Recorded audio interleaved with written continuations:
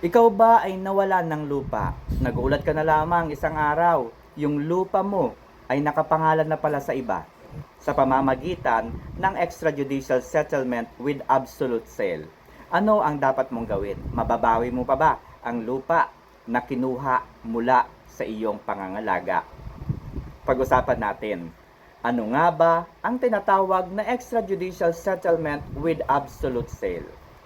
Mga kaibigan, ito po ay remedyo ng ating saligang batas.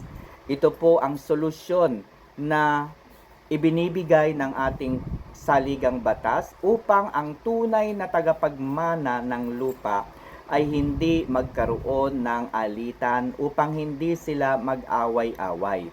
Ginagawa ang extrajudicial settlement with absolute sale kung ang tunay na may-ari ng lupa ay namatay at hindi nakagawa o nakapag-iwan ng last will and testament.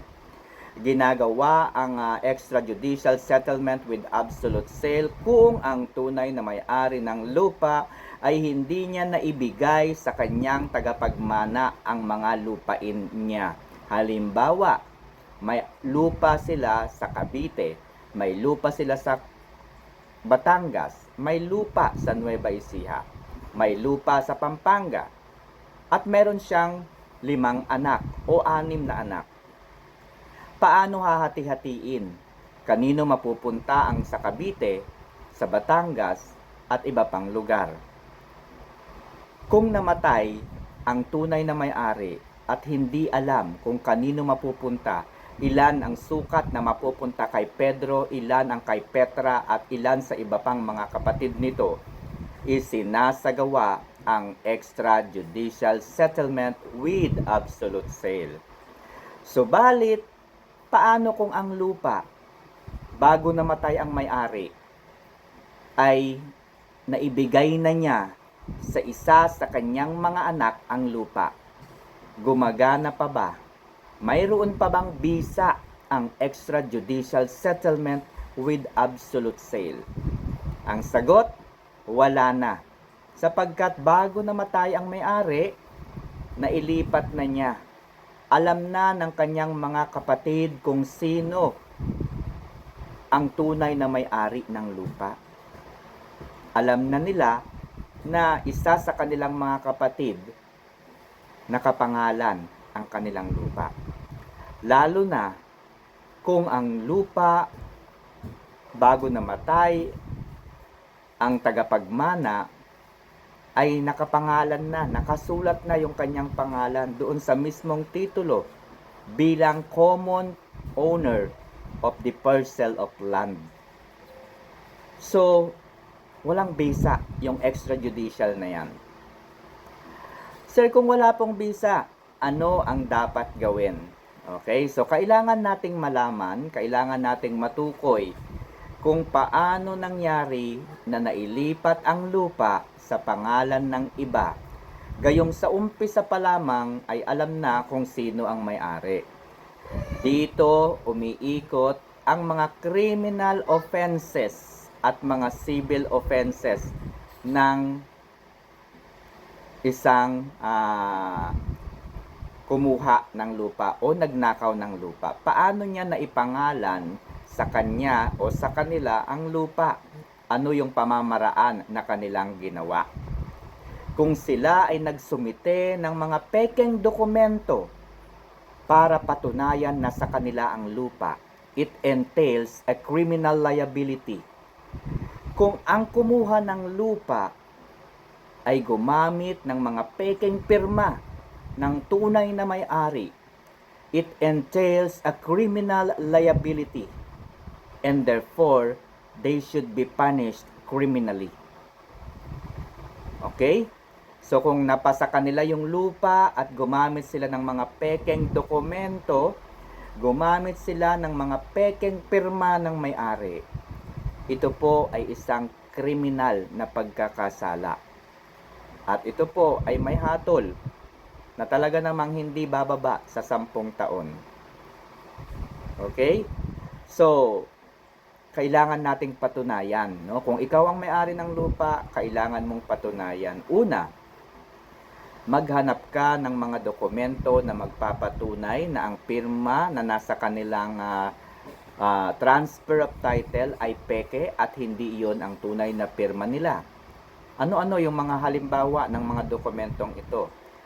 Birth certificate ng inyong magulang, kung saan ang pirma ng inyong lolo at lola ay nakapirma at kitang-kita. At iba pang mga dokumento, pwede rin po ang baptismal o kung ano man ang mga dokumento na mayroong pirma ang inyong mga magulang. Upang mapagtugma ninyo kung ang pirma na nakasaad doon sa kanilang certificate of title ay pareho doon sa original na ginagamit na pirma. Tignan din ninyo ang original na kopya ng lupa kung na kanino at sino ang nakasulat na may-ari. Kung ang nakasulat sa may-ari ay ang lola ng lola ninyo at nakalagay din doon na common owner na ang inyong lola, ibig sabihin, alam na ng magkakapatid kung sino at kanino ang lupa. Isa itong patunay na kung saan ay hindi gumagana ang extrajudicial settlement with absolute sale. Pangalawa, kung sinasabi nila na nakuha nila yung lupa at naipangalan sa kanila sa pamamagitan ng extrajudicial settlement, kinakailangang notaryado ang dokumento. Sapagkat kung ang dokumento ay hindi notaryado, ito po ay hindi malakas at wala pong bisa. Paano naman kung original na pirma ng mga witnesses ang makikita doon? It doesn't matter kung original, kung hindi naman po binded with law o binded by the law, ang dokumento gaya ng notary public, ito po ay hindi 100% na sa kanila ang lupa. Lalo na kung ang mga signature na makikita doon ay peke.